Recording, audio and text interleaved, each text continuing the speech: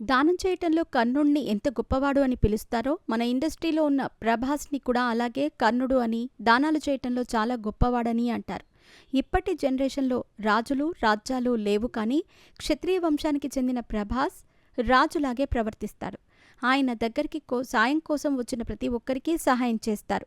కడుపు నిండా తిండి పెట్టటంలో ఆయనకు ఆయనే సాటి. అయితే అలాంటి ప్రభాస్ మంచితనం ఎలాంటిదో మరోసారి రుజువయింది. కన్న తండ్రి శవాన్ని పక్కన పెట్టుకొని కూడా ఓ వ్యక్తికి సహాయం చేశారట. మరి ఇంతకీ ప్రభాస్ చేసిన ఆ సాయం ఏంటి అనేది చూస్తే గనక, ప్రభాస్ నటించిన బిల్లా సినిమా అందరూ చూసే ఉంటారు. ఈ సినిమాలో అనుష్క హీరోయిన్గా, కృష్ణంరాజు కీలక పాత్రలో నటించారు. మెహర్ రమేష్ డైరెక్షన్లో 2009లో బిల్లా మూవీ వచ్చింది. అయితే ఈ సినిమాకి రచయితగా చేసిన తోట ప్రసాద్ ప్రభాస్ గొప్పతనం ఎలాంటిదో, ఆయన ఎంత గొప్పవారో చెప్పారు. రచయిత తోట ప్రసాద్ ఓ ఇంటర్వ్యూలో మాట్లాడుతూ, ప్రభాస్ చాలా గొప్ప మనసు కలవాడు. నేను ఆయన నటించిన బిల్లా సినిమాకి రచయితగా చేశాను. ఆ కొద్దిపాటి పరిచయంతోనే ఆయన నాకు ఎప్పటికీ మర్చిపోలేని సహాయం చేశారు. నేను 2010లో ఓసారి ఆసుపత్రి పాలయ్యాను. అయితే నేను హాస్పిటల్లో ఉన్న సంగతి తెలుసుకున్న ప్రభాస్ నా వైద్యానికి అవసరమయ్యే ఖర్చులన్నింటికీ డబ్బు పంపించారు. అయితే ఇందులో అంత గొప్పే ఉందని మీరు అనుకోవచ్చు, కానీ అసలు విషయం ఏంటంటే, నేను హాస్పిటల్లో ఉన్న రోజే ప్రభాస్ తండ్రి ఉప్పలపాటి సూర్యనారాయణరాజు మరణించారు.